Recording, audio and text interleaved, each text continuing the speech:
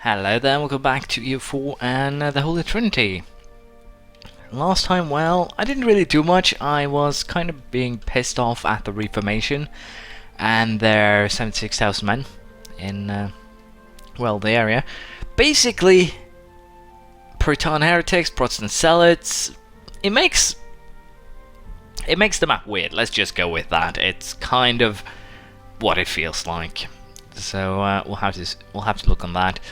Other than that, I'm a little bit unsure how we'll do this, but basically I'm leaving everything in the hands of the esteemed Austrians to win this for me. Once I've actually sieged these two provinces, Donji Krai, and it's actually occupied by me. Oh. Well, anyways, once I get these two provinces that I'm currently sieging, I'm going to just retreat, allow Austria to do all the work for me. Hopefully they'll hand the provinces over to me. If not, I'm going to kick their asses. No, I'm not. I'm going to lay low. But I'm pretty sure everyone realized that it's just a matter of time before I betray Austria and drag France into a war with them, where the goal would be to basically forcefully release the area here, as well as taking Treviso and Gers. I'll probably also go for war against Venice, where the goal is to take that area. But I'm a little bit unsure here. Can I actually peacefully vassalize these guys in theory now? Nope. They just have... Oh, they're Merchant Republic and they have very much money. I guess that makes sense, but... military power? I don't think that makes sense, but that's fine. Anyways, we're going to do an upgrade here. Again, admin tech to a modern theocracy. And... well... can pass a couple of things. Stability cost modifier plus 5, hot tolerance of heretics. Don't really want that, I think. Missionary strength, tolerance of heretics. I think I want that one. Plus 1 to missionary strength, minus 1 to tolerance of the heretics. So that works just fine. And again here, since we're going to be taking a lot of Sunni land, or basically other religions' lands, most likely, I think we kind of need to take religious ideas here, just for that extra missionary strength. Tolerance through fate, of course, is helpful. Missionary strength again. Culture conversion cost. Basically, everything here will be useful in one way or another. So, religious ideas is definitely what we're going for. And let's just face it, it's just going to be too difficult to, at the current time, to try and reconvert everything. So, we'll go with this. It'll also be funny when we get Kingdom of God, because that's something that I am most likely going to do. Whether or not I get the achievement or not, I still think that this Pope game is quite funny, at least so far. I'm having a lot of fun playing it, at least, and I guess that's the important part. And of course, keeping Livonian Order and Teutonic Order in, well, keeping them alive is kind of the goal, at least so far. So we'll have to see how the plan pans out. Unfortunately here, the Serbians are getting their asses kicked, which is not the best thing ever, but it is what it is. And let's see here. It's actually occupied by me now, since we have a occupying lane, if you will. So that's positive. That is not. Hopefully the Austrians here will come to help before I actually lose my army or lose the battle, and they did, which is wonderful. So let's just see how the siege here pans out. Well, we won that pretty good. Philip von Habsburg. Kind of a shocker here that he is actually a 6'4 general, I dare say. No, it's not a shocker, it's an Austrian general. What else do we expect? Let's just be perfectly honest here. Now, Genoa, are you willing to hand over Chios? Because that's all I'm going to ask of you. And how the hell did the Austrians siege Kaffa? Well, it doesn't matter. They did it. That's kind of what's the interesting part here. Well, Chios is basically all that we wanted from Genoa, so might as well just take that. Austrians would most likely not like that. Well, they didn't care, or was not given. I believe that's from earlier war, the -9, so nothing to worry about. And again, here we're just going to run away, leave everything in the capable hands of the Austrians. Because as much as I like them, I like to abuse them far more than, well, no, Bulgaria, not Ottomans. Could of course hand Slavonia over to, let's see here, do I want to do anything else? Give up cleans. No, I think this will be fine. Of course, I'll get a little bit of aggressive expansion here, but not much. I might consider taking Ultinia and Mantinia as well, as you know, just trying to sell them as well. We'll have to see. And Romagna has also converted thanks to a converter center in Thuringen, which is where? Oh right, up here. Hilariously, the Palatinate not affected by the Reformation Center here. Magdeburg not affected at all. Is there actually a way that I can potentially send a missionary to counteract the effects? Probably not, seeing as every single one of my provinces have been converted north of the Roman border, if you will. I'll probably have to figure that out. Nearby Central Reformation. I can understand this to some degree, but not this, and not the fact that I was the only one to be, well, afflicted by it, if you will. So, for the time being, we'll just leave everything as is. I can, of course, convert roads, I think. Should be perfectly fine to do so. And I'll sit by here and see what happens. But Serbia's annexation and also, I think, Bulgaria's annexation is coming close. I still want to get Constantinople before I annex the Byzantines. Basically, unless you probably know, which I'm pretty sure all of you do, aggressive expansion now scales with the base tax values. Basically, I can take 6 provinces if I just take these two, or these two is basically 5 base tax, so it's worth 1/3 of what Constantinople would give me if I conquer that outright. So basically what you actually want to do is take small provinces or cheap provinces, those you can conquer yourself, but things like, well, 10 up in base tax, you usually want to blame on someone else. That's basically the gist of it as far as I have noticed. Now, truce with the Ottomans runs out when? May 44. So we have 8 more years before we go for another war against the Ottos. And during that time, I'll probably actually get Serbia and also Bulgaria annexed. And as you can see, Serbia is actually quite good at converting provinces. They are really good at it because they're an autocracy apparently. But I think they have the religious idea set. I can't really imagine anything else. They don't, so I have no idea how the hell they manage to convert things so easily, but they do.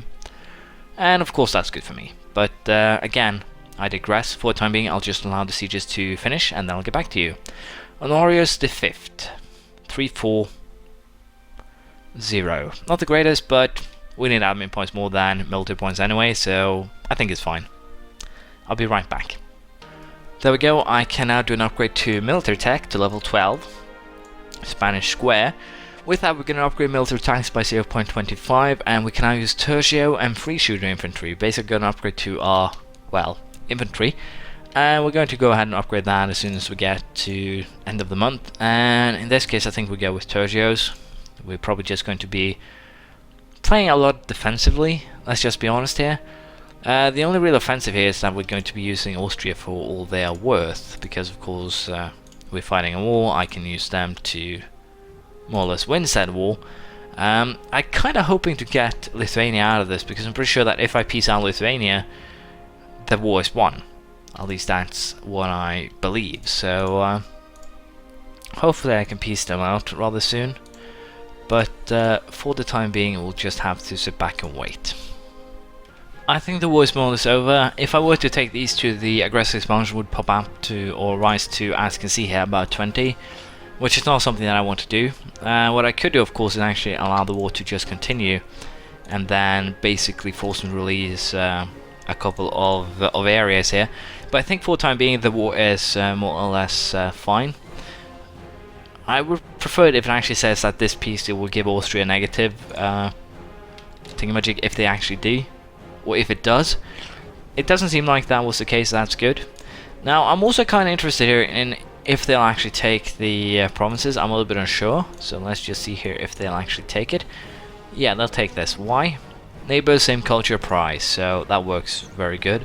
Let's see if we can actually do the same thing here with this one and Bulgaria.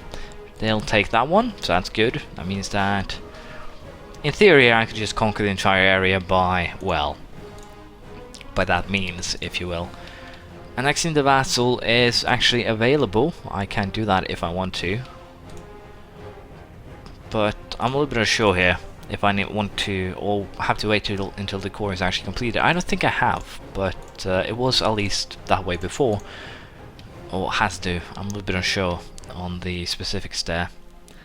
But we'll wait a little while longer. It's still 60 years until we have to fight the Ottomans, so if I get any tasty morsels in between, I'll be able to, well, use that or do that as I feel like. Potentially, I could also go for a peaceful vassalization of Moldavia in the future. I'll get a decent amount of boost here once I do a little bit more conquest. I don't think we want to take a war just yet, especially if I'm going to integrate both Serbia and Bulgaria pretty soon. So, don't think we want to. And let's just be honest, by the time I'm actually done with the integration, the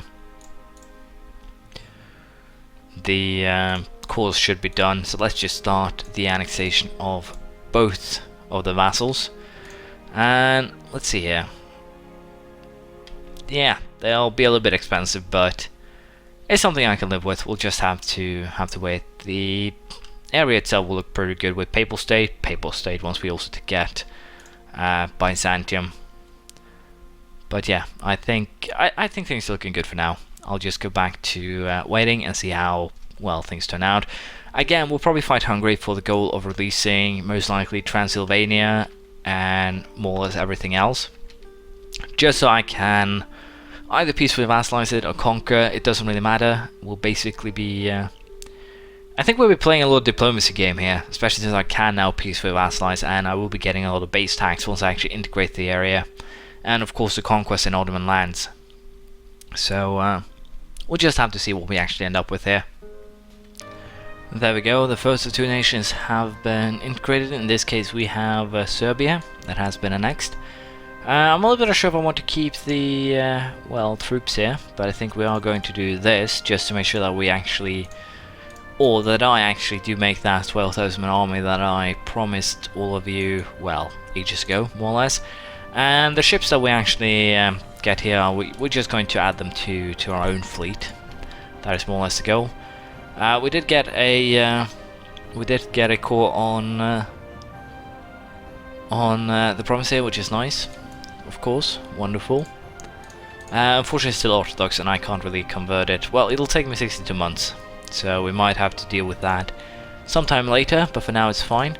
I do actually have a theologian here, but that's not really the guy I want. I want a guy that will help me get missionary strength, and that's not the right fellow. And as you can see here, the speed at which I actually annex countries now, or peacefully annex them, have been halved thanks to well how that went. And as you can see here, Byzantium will still love me even if I annex a ton of countries, due to the fact that I have returned their territory. And of course once we return well, Constantinople will get that back up to 200. At least that's the plan. We have 4 more years until another war with the Ottomans will happen. But before that, we'll go ahead here and start the religious ideas. First of all, we have Deus Vult, permanent casus belli against neighboring heathens and heretics. It will be useful in the Holy Roman Empire as well, let's just be perfectly honest there. We also get a papal idea, centralized state, which gives an increase in production efficiency, very useful. And, well, we could do now a upgrade in diplomatic tech, and we're actually going to do that. Ancona has been converted, thanks to the Reformation Center in Würzburg. Well, we're going to do a warfare level 12, naval equipment manufactory, and I can build a trade company. Again here, I find it hilarious that these two Reformation centers seems to target, well, me, more or less. I find that very weird. But it's at least starting to be a little bit more consistent now in attacking the areas around. And there we go, Bulgaria has been integrated, and I did actually get a casus belli against Moldavia, which is not the best, but it is what it is. I will not be able to peacefully vassalize them because of the fact they have 6, 12, 22. I think you can forcefully vassalize them, which would actually be useful in the current scenario, because they don't have any allies. Problem, of course, is that they are bordering Lithuania, which could potentially be a issue in the future, but not right now. We now have a neat little papal state here, and Austria has gotten Croatia well integrated, which makes things a little bit awkward here, because I'm pretty sure we're going to get border friction just more and more over time here. But I am tempted to declare war on Venice here pretty soon, just to take Mantua and Verona, mostly due to the fact that I don't really have any aggressive expansion anymore in, well, I have a little bit with Genoa, but that's the only thing. I don't have aggressive expansion in the area anymore, so that's of course a very good reason to get a little bit more aggressive. Take Mantua and Verona, just make the map a little bit prettier. So I think we're most likely going to focus on that next time. Thank you for watching. Please leave a comment, praise, criticism, anything you feel like, and I'll see you next time. Bye.